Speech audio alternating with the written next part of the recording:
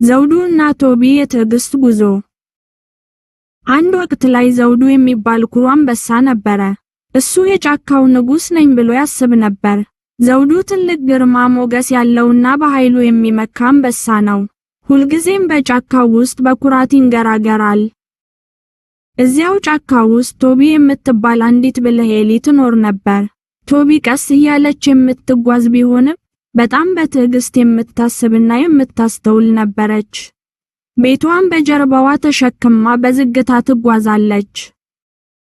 አንድ ቀን ፀሐይ በጣም በረታች። በጫካው ውስጥ የነበረው ወንዝ ደረቀ። እንስሳቱ በሙሉ በጣም ተጠሙ። ዘውዱና ቶቢ በአንድ የደረቀ ወንዝ ዳርቻ ላይ ውሃ ፍለጋ ተገናኙ። ዘውዱ በኃይል እየጮኸ ወዲያና ወዲህ ሮጠ።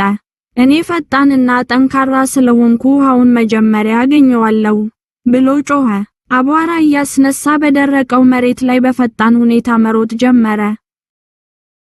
ቶቢ ግን ዝም ብላ የደረቀውን አሸዋ ትመለከት ነበር። በፍጥነት ከመሮጥ ይልቅ በትዕግስት ማስተዋል ይሻላል ብላ አሰበች። መሬቱን ዝቅ ብላ እያሸተተች እርጥበት ያለበትን ቦታ መፈለግ ጀመረች። ዘውዱ ቆሞ ቶቢን ሲያያት በታላቅ ድምፅ ሳቀባት።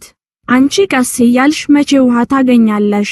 እኔ ጫካውን በሙሉ ሮጬ ጨረስኩት ብሎ ተሳለቀባት። ዘውዱ በትላልቅ እግሮቹ አሸዋውን በኃይል መቆፈር ጀመረ። አሸዋውን ወደ ላይ ይበትነው ነበር። ነገር ግን ብዙም ሳይቆይ በጣም ደከመውና ትንፋሹ አጠረው። ምንም ውሃ ሊያገኝ አልቻለም። ቶቢ በትንሽ እጆቿ እርጥበት ያየችበትን ቦታ ቀስ እያለች መቆፈር ጀመረች። ምንም አልቸኮለችም። በዝግታና በጥንቃቄ አሸዋውን አንድ በአንድ ታወጣ ነበር። ድንገት ከቶቢ ትንሽ ጉድጓድ ውስጥ ውሃ መንጭቶ ወጣ። መጀመሪያ ጭቃ ነበር፣ ቀጥሎ ግን ንጹህ ውሃ መፍለቅ ጀመረ። ዘውዱ በድንጋጤ ቆሞ ውጤቱን አየ።